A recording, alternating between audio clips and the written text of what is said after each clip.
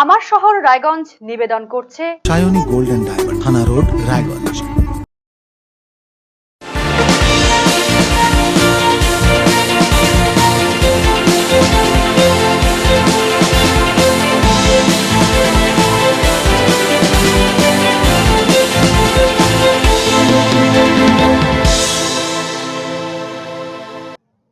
নমস্কার, দেখছেন আরসিটিভি সংবাদ। আমার শহর রায়গঞ্জ নিয়ে আপনাদের সঙ্গে আমি রিজু। প্রথমে যে খবর দিকে চোখ রাখবো, মঙ্গলবার মধ্যরাতে প্রায় 2:45 নাগাদ ঘেরাও মুক্ত হলেন রায়গঞ্জ বিশ্ববিদ্যালয়ের উপাচার্য দীপক কুমার রায়।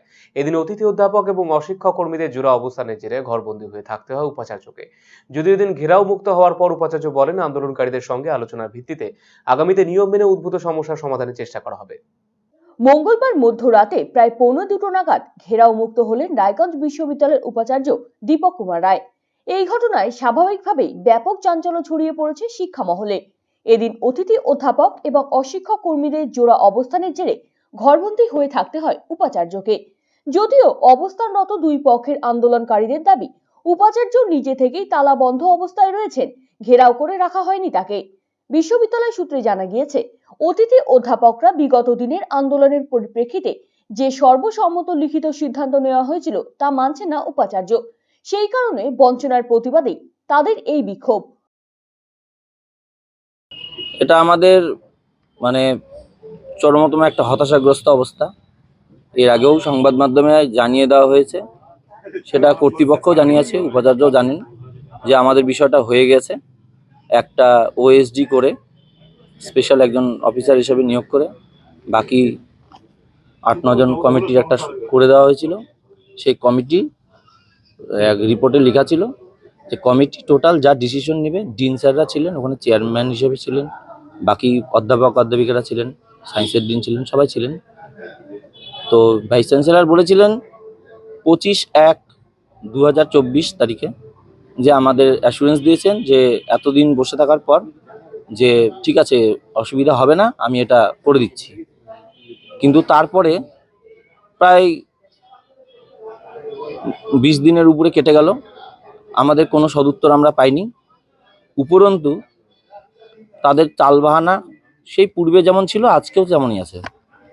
এবং কমিটির ওই ডিসিশনে লেখা ছিল যে কমিটি যে ডিসিশনটা নিবে সেটা যেটাই হোক, সেটা আমাদের মধ্যেও আমরাও মেনে নিব, তারাও মেনে নেবে। কিন্তু আজকে তিনি সেই কমিটিকেই মান্যতা দিচ্ছেন না। এবং ওনার তৈরি করা কমিটি, উনি ওখানে অ্যাসুরেন্স দিয়ে না লিখে দিয়েছেন রিটেন যে যা ডিসিশন হবে সেটা আমিও মেনে নিব। তো একজন উপাচার্য কি করে নিজের বক্তব্যকে নিজে নস্যাৎ করে সেটা আমার কোনোদিন জানা নেই এবং পৃথিবীর ইতিহাসে কোথাও খুঁজে পাওয়া যাবে না। অন্যদিকে অশিক্ষক কর্মীরাও পূর্বতন এস্টেট কমিটি বহাল রাখার দাবিতে উপাচার্যের বিরুদ্ধে নানান অভিযোগ এনে অবস্থান বিক্ষোভে সামিল হয়। অর্থাৎ একদিকে যেমন এস্টেট কমিটি ভেঙে দেওয়ার প্রতিবাদে উপাচার্যের ঘরের বাইরে ঘেরাও কর্মসূচিতে সামিল হয় রায়গঞ্জ বিশ্ববিদ্যালয়ের অশিক্ষক কর্মীরা, অন্যদিকে বিশ্ববিদ্যালয় চত্বরে নিজেদের সেক্ট আওতাভুক্ত করার দাবিতে অবস্থান কর্মসূচিতে সামিল অতিথি অধ্যাপকরা। এই ঘটনায় স্বাভাবিকভাবেই ব্যাপক চাঞ্চল্য ছড়িয়েছে জেলার শিক্ষা মহলে। মঙ্গলবার অভূতপূর্ব এই জোড়া আন্দোলনের জেরে ব্যাপক শোরগোল পড়ে যায় বিশ্ববিদ্যালয় চত্বরে। অবশেষে উপাচার্যের শারীরিক অবস্থার অবনতির জেরে অশিক্ষক কর্মীরা গভীর রাতে অবস্থান বিক্ষোভ থেকে বিরত হন। দেখুন, ঘেরাও বলা যাবে না, এই কারণেই আমরা অবস্থান, প্রথমে বলছি এখনও বলছি, অবস্থান বিক্ষোভ করছিলাম। কারণ ঘেরাওটা উনি নিজে তালা বন্ধ করে বসেছিলেন এবং আজকে 10টা থেকেই তাই করছিলেন। অফিসে কোনো কাজকর্ম হয়নি, এক প্রকারে উনি যেন প্রতিবাদে কোনো কারণে তালা মেরে বসেছিলেন, অফিসিয়ালি কোনো কাজকর্ম হয়নি বললেই চলে। সেই দাবি তো এগুলো লিখিত দিল আমাদের, উনি লিখিত আমাদের লেখার মধ্যে রিসিভ করে দিলেন এবং 24 তারিখে ফাইনাল বসবেন। আমরা তৃণমূল কংগ্রেসের সৈনিক, আমরা মানবিক, ভদ্রতা, সৌজন্যতা সব দিকই বজায় রাখি। উনি আমাদের মতাদর্শের বাইরে অনেক দিক দিয়েই আছেন, উনি সমস্যাটা তৈরি করছেন।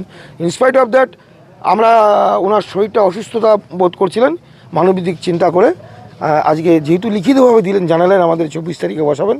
হ্যাঁ, এবং পুলিশের লোকও ছিল, তার সামনেই বললেন, আইসি সাহেবও লাইনে ছিলেন, সেই সময় বললেন। তা আমরা ওই ওনার অসুস্থতা বোধের জন্য আমরা আমাদের জায়গা থেকে উঠলাম, ওনাকে আমরা আটকাইনি, উনি নিজেও ঘেরাও হয়েছিলেন, নিজে তালা মেরে। আমাদের দাবি হচ্ছে স্টেট কমিটিতে আমাদের মিটিং না ডেকে মেম্বার যারা ছিলাম 2 বছর ধরে, তাদের রাতারাতি এককভাবে সিদ্ধান্ত বিজেপি পার্টির লোক নিয়ে এসে বাইরে থেকে তার ঘরে মিটিং করে আজকে বেছে বেছে তৃণমূল 3 জন ছিলাম তাদেরকে বাদ দিয়ে বেছে বেছে তৃণমূলের একজন প্রফেসরকে নিয়েছে একটা ধাপ বিজেপির সংগঠন উনি অনৈতিকভাবে বানালেন। ঘেরাও মুক্ত হয়ে এদিন উপাচার্য বলেন, সমস্যার সমাধান চটজলদি সম্ভব নয়। দুপক্ষের সঙ্গে সকলের উপস্থিতিতে আলোচনার মাধ্যমে পরবর্তী পদক্ষেপ গ্রহণ করা হবে।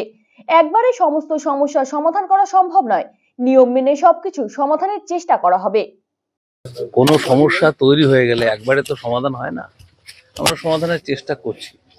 আর বিশ্ববিদ্যালয়টা আমার একার নয়, টিচিং নন টিচিং সবারই বিশ্ববিদ্যালয়, এবং আমি এই বিশ্ববিদ্যালয়ের একজন শিক্ষক হিসেবে এই উপাচার্যের দায়িত্বটা পালন করেছি। সেখানে নানা ধরনের সমস্যা, নানা ধরনের বিষয় এসে কথাবার্তার মধ্য দিয়ে দেখা যাক আমরা কতদূর কি করতে পারি। সমাধান তো একদিনে হয় না, দেশের তো অনেক রকম সমস্যা থাকে, সমাধান চটজলদি হয় না। সমাধান আমার আধিকারিক, আমার শিক্ষক, আমার 2 ডিন আছে, তাদের সঙ্গে কথা বলতে হবে। কথা বলে তারা কি বলছেন তাদের মতামতটা নিতে হবে, সে মতামতের ভিত্তিতে আইনানুগ ব্যবস্থা আমরা নেব। আরসিটিভি সংবাদ, রায়গঞ্জ। বুধবার 21শে ফেব্রুয়ারি দিনটি আন্তর্জাতিক মাতৃভাষা দিবস হিসেবে পরিচিত। এই দিনটিকে শহীদ দিবস বলা হয়ে থাকে। 1952 সালে এই দিনে বাংলা ভাষাকে তৎকালীন পূর্ব পাকিস্তান রাষ্ট্রভাষা করার দাবিতে ঢাকায় আন্দোলনরত ছাত্রদের উপর পুলিশের গুলিবর্ষণ অনেকে শহীদ হন। এরপর থেকে এই দিনটিকে বিশেষভাবে পালন করা হয়। প্রতিবারের মতো এবারও ভাষা ও ভাবনা নামে একটি সংস্থার পক্ষ থেকে অনুষ্ঠানের আয়োজন করা হলো রায়গঞ্জ রেল স্টেশনের দ্বিতীয় প্ল্যাটফর্ম সংলগ্ন স্থানে। এই উপলক্ষে শহরে একটি প্রভাত ফেরি আয়োজন করা হয়। রবীন্দ্র মূর্তি পাদদেশ থেকে শুরু হয় পদযাত্রা, সারা শহর পরিক্রমা করে পদযাত্রা। বিকেলে আয়োজিত হয় কবিতা পাঠের আসর, সন্ধ্যায় অনুষ্ঠিত হয় সাংস্কৃতিক অনুষ্ঠান। এদিন ভাষা দিবসের তাৎপর্য তুলে ধরেন আয়োজক সংস্থার সম্পাদক মলয় সরকার। আজকে আন্তর্জাতিক মাতৃভাষা দিবস 21শে ফেব্রুয়ারি। সকালে প্রভাত ফেরিতে শুরু হবে, তারপরে বিকাল 5টা থেকে 6টা অবধি কবিতা পাঠের আসর মঞ্চে, তারপরে সন্ধ্যা 6:30 থেকে রাত্রি 10টা অবধি বিভিন্ন সাংস্কৃতিক অনুষ্ঠান আছে। 21শে ফেব্রুয়ারি বাঙালি জাতির সবচেয়ে বড় দিন, কারণ 1952 সালে ওই দিনই অনেক তাজা প্রাণের বিনিময়ে বাংলা রাষ্ট্রভাষা হয়েছিল। সেই জন্য 21শে ফেব্রুয়ারি প্রচণ্ড গুরুত্বপূর্ণ, কারণ বাঙালির যে একটা স্বতন্ত্র একটা জাতি হিসাবে তার যে একটা উত্থান এবং তার যে একটা স্থায়ী একটা রাষ্ট্র বাংলাদেশ গঠন 1971 সালে, সেই জন্য বাঙালি জাতির কাছে এই দিনটি খুব গুরুত্বপূর্ণ। এবং এই যে এই 21শে ফেব্রুয়ারি যে বাঙালি আত্মবলিদান যে হয়েছিল বাংলা ভাষাকে রাষ্ট্রভাষা করতে গিয়ে, এবং সেটা এখন সারা বিশ্বের অহংকার। সেই জন্যই 1999 সালে ইউনেস্কো বাধ্য হয়ে 21 তারিখে আন্তর্জাতিক মাতৃভাষা করেছিল, দিবস হিসেবে ঘোষণা করেছিল 1999 সালে। থেকে শুরু করে দেহশ্রী মোড় থেকে গিয়ে রাস্তার উপরে গিয়ে তারপরে ওই পাখি মোড় থেকে রায়গঞ্জ থানার পাশ দিয়ে আমাদের মূল যে অনুষ্ঠান হবে রায়গঞ্জের রেলওয়ের দ্বিতীয় প্ল্যাটফর্মের পাশে, ওখানে গিয়ে শেষ হবে। বুধবার 21শে ফেব্রুয়ারি সারা বাংলা জুড়ে পালিত হলো আন্তর্জাতিক মাতৃভাষা দিবস। সরকারি বেসরকারি বিভিন্ন প্রতিষ্ঠানের পক্ষ থেকে যথাযোগ্য মর্যাদায় পালিত হলো দিনটি। একই ছবি ধরা পড়েছে রায়গঞ্জ পৌরসভা প্রাঙ্গণে। প্রতি বছরের মতো এবারও রায়গঞ্জ পৌরসভা পক্ষ থেকে আন্তর্জাতিক মাতৃভাষা দিবস পালন করা হয়। পৌরসভা প্রাঙ্গণে ভাষা শহীদ স্তম্ভে শ্রদ্ধা জানালেন প্রত্যেকে। উপস্থিত ছিলেন পৌর প্রশাসক সন্দীপ বিশ্বাস, উপপৌর প্রশাসক অরিন্দম সরকার, বিশিষ্ট শিক্ষাবিদ সুশীল গোস্বামী সহ সমস্ত কোঅর্ডিনেটররা। পৌর প্রশাসক সন্দীপ বিশ্বাস জানিয়েছেন, বাংলা ভাষা পরিসর সবসময় বৃহত্তর। বাংলা বেঁচে থাকবে লড়াই, সংগ্রাম এবং আত্মত্যাগের মধ্য দিয়ে। আন্তর্জাতিক ভাষা শহীদ দিবস, এই দিবসে আমরা প্রতিবারের ন্যায় এবারও রায়গঞ্জ পৌরসভা প্রাঙ্গণে আমরা শ্রদ্ধাপূর্ণ উপায়ে নিষ্ঠা সহকারে এই শ্রদ্ধাপূর্ণ অনুষ্ঠানের আয়োজন করেছিলাম। এখানে আমরা মাননীয় কোঅর্ডিনেটরগণ, আমাদের সকল স্তরের পৌর কর্মচারী বন্ধুগণ এবং সেই সঙ্গে জেলার বিশিষ্ট শিক্ষাবিদ শ্রী সুশীল কুমার গোস্বামী মহাশয় তিনি উপস্থিত হয়েছিলেন। আমরা এই শ্রদ্ধাপূর্ণ অনুষ্ঠান এখানে নিষ্ঠা সহকারে শ্রদ্ধাপূর্ণ উপায়ে পালন করেছি। বাংলা ভাষার পরিসর ছোট হয়ে যাবে না। আমরা বাঙালি, আমরা চিন্তায়, শয়নে, জাগরণে আমরা সবসময় বাঙালিয়ানাকে বজায় রেখে চলছি। বাঙালি শেষ হয়ে যায়নি, বাঙালি শেষ হয়ে যাবে না। রাজ্যের মুখ্যমন্ত্রী মমতা বন্দ্যোপাধ্যায়ের উদ্যোগে এবং উত্তর দিনাজপুর জেলা তথ্য সংস্কৃতি দপ্তরের ব্যবস্থাপনায় অনুষ্ঠিত হলো আন্তর্জাতিক মাতৃভাষা দিবস।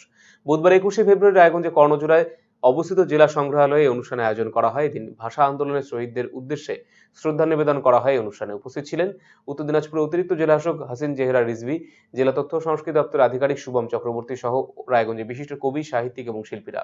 কবিতা পাঠ, ভাষ্যপাঠ, নৃত্য, সঙ্গীতানুষ্ঠান অনুষ্ঠিত হয়। আজকে আমাদের মাননীয় মুখ্যমন্ত্রীর উদ্যোগে এবং জেলা তথ্য ও সংস্কৃতি দপ্তরের ব্যবস্থাপনায় আমাদের যে জেলা মিউজিয়াম রয়েছে, জেলা সংগ্রহালয়, তার সভাকক্ষে আমরা আন্তর্জাতিক মাতৃভাষা দিবস উদযাপন করছি। এখানে আমরা জেলার বিভিন্ন প্রান্ত থেকে বিভিন্ন বিশিষ্ট কবি, সাহিত্যিক যারা রয়েছেন তাদেরকে আমন্ত্রণ জানিয়েছি। আজকে আমাদের এই অনুষ্ঠানে কবিতা পাঠ, ভাষ্যপাঠ, আলোচনা, নৃত্য পরিবেশনা, সঙ্গীত পরিবেশনা এসবের মধ্যে দিয়ে আমরা ভাষা শহীদদের প্রতি শ্রদ্ধা জানাচ্ছি। আমাদের মহিলাকে খুনের অভিযোগে 2 ব্যক্তিকে যাবজ্জীবন কারাদণ্ড দিল রায়গঞ্জ জেলা আদালত। বুধবার সাজা ঘোষণা করেন জেলা দায়রা বিচারক পার্থপ্রতিম চক্রবর্তী। সরকারি আইনজীবী স্বরূপ বিশ্বাস জানিয়েছেন, 2019 সালে 8 জুন ইটাহার থানায় খুনের অভিযোগ দায়ের করেছিলেন বার্কি বেসরা নামে একজন। অভিযোগ ছিল তার বোন সাজুলি বেসরাকে খুন করা হয়েছে। তিনি বোনের স্বামী উৎপল মার্ডি এবং আরেকজন লক্ষণ মার্ডির বিরুদ্ধে অভিযোগ দায়ের করেছিলেন। ঘটনাসূত্রে জানা যায়, 2008 সালে সাজুলি উৎপলে বিয়ে হয়েছিল। তারপর থেকে সাংসারিক অশান্তি চলত। 2019-এ 4 জুন নিখোঁজ হয়ে গিয়েছিলেন সাজুলি। তারপর থেকে পচাগলা দেহ উদ্ধার হয়েছিল। এই ঘটনায় 2 অভিযুক্তকে পুলিশ গ্রেফতারি করে। প্রায় 4 বছর মামলা চলার পর যাবতীয় সাক্ষ্য গ্রহণের ভিত্তিতে তাদের যাবজ্জীবন কারাদণ্ড এবং 10,000 টাকা জরিমানা অনাদায়ে আরো 6 মাসের কারাদণ্ডের নির্দেশ দেওয়া হয়েছে বলে জানিয়েছেন সরকারি আইনজীবী স্বরূপ বিশ্বাস। ডিস্ট্রিক্ট অ্যান্ড সেশন জাজ উত্তর দিনাজপুর শ্রী পার্থপ্রতিম চক্রবর্তী মহাশয়ের ইজলাসে আজকে একটি খুনের মামলায় উৎপল মার্ডি এবং আসামি লক্ষণ মার্ডি এই দুজনকে আজকে সাজা প্রদান করলেন নারায়ণ কোর্ট। এদের অপরাধ ছিল যে গত ইংরেজি 8/6/2019 তারিখে একটা কমপ্লেন করেন ইটাহার থানাতে বার্কি বেসরা।